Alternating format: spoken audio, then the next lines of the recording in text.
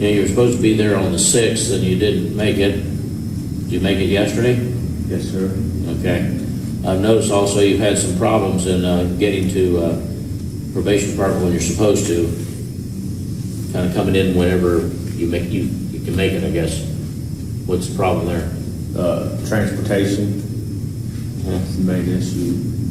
What's that problem? What is that problem? I don't have my license or ride.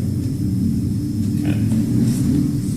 Well, I'm a little concerned about, you know, you do meet the criteria, and it doesn't appear that you would be eligible to be in the drug court, but that requires a commitment, Mr. Jones.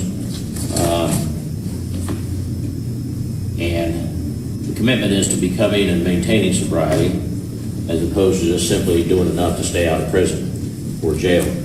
And it's harder than regular probation or community control, because there's a specific goal there, which is life-changing for you, hopefully, if you do the right thing. I'm kind of sensing here you don't have that commitment. Tell me what you want out of your life here. I want to be clean. I want to be a productive member of society. I want to be a father to my kids. You know, one of the things that's interesting to me is you have a problem with transportation to get to treatment or to probation, but you know, every time you were tested, well, not every time, but on September 20, October 19, and November 2, tested positive for drugs.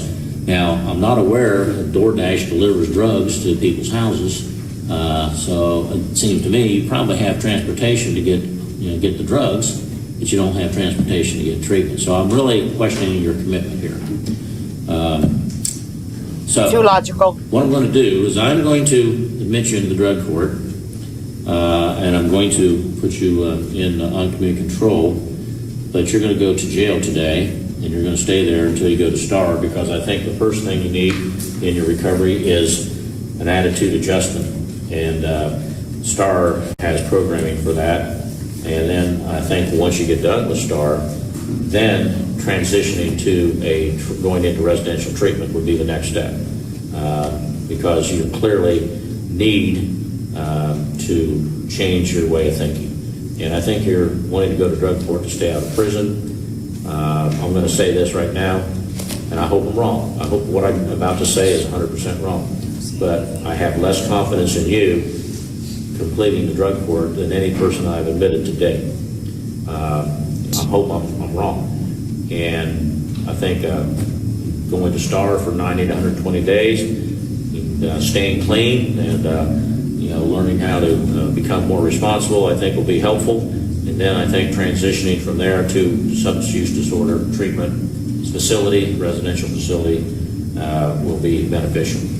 And so there's a bed available for you on the 15th, which is a week from today. So you'll be held in custody until that day. You may not, because of your conviction, purchase, possess, use, or have under your control any firearm, ammunition, dangerous ordnance, or weapon of any type. And if you were to do so, that would be a violation of both federal and state law, subject you to prosecution. You're not permitted to have any of those as a condition of community control in this case either. All right, now the CBCF STAR is a lockdown facility, but you have to complete that. If you don't complete that, that will be a violation, and it won't mean I'll just look for another alternative. I'll just order you to serve the rest of the time in custody, because you need to complete that or you're not going to make it. And so you told me you want to be clean. It doesn't matter what you tell me, it's what you do. That's what matters. And so I hope that you are, once you get there, that you'll change your attitude and you'll understand that, you're going to have to make a commitment to this. All right, is there anything further from council? Mayor. All right, you're remanded in custody.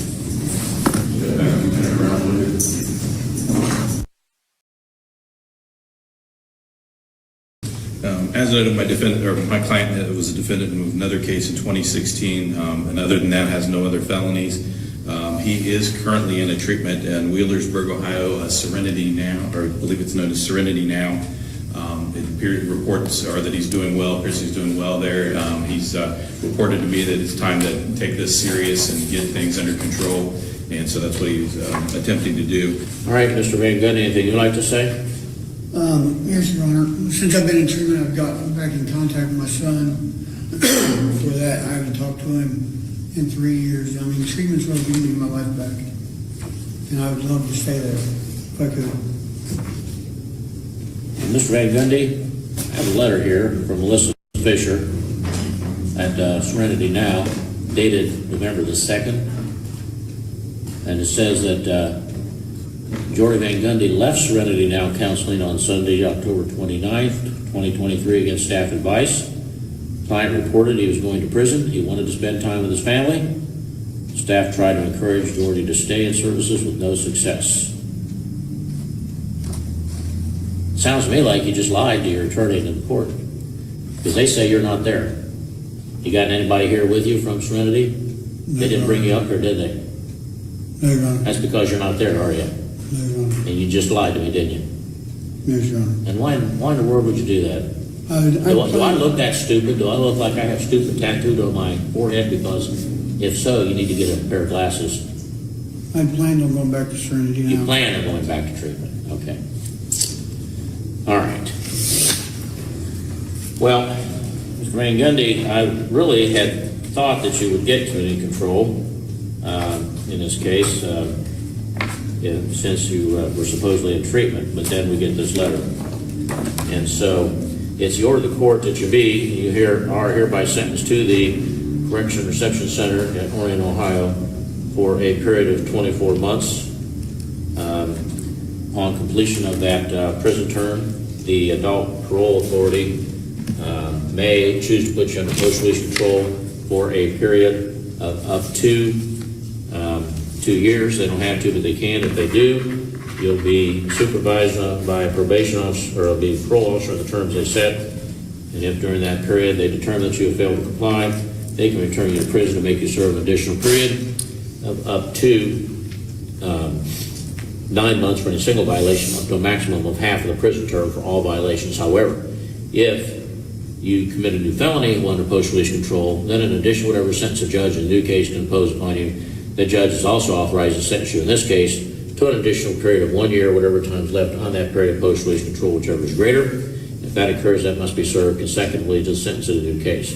You're also ordered to pay the court costs, which judges grant executions ordered. If you fail to do that, then the clerk can collect that through various means, including levying on bank accounts, wages, assets, or other earnings you may have. Any change in your financial circumstances since the last time I appointed counsel for you?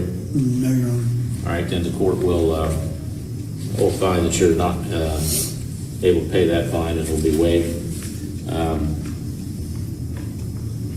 Also made some notes here that you lied to the court about being in treatment, and so there won't be any judicial release. You can file for it, and I'll design it as soon as I get the file out and see my notes.